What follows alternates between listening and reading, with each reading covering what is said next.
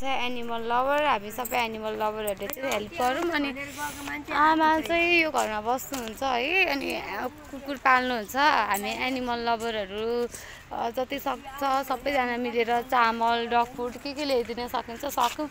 अनि आमालाई एकदम माया गर्नुहुन्छ। फेरि लुतो आयो होइन आमा उसलाई फेरि लुतो आयो।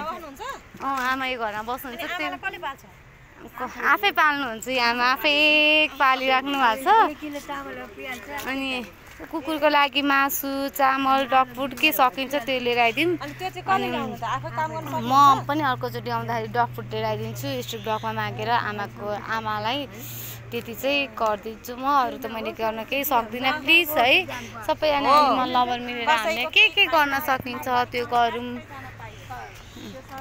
अनि अरूभन्दा पनि एकदम कुकुरलाई माया गर्नुहुन्छ क्या आमाले।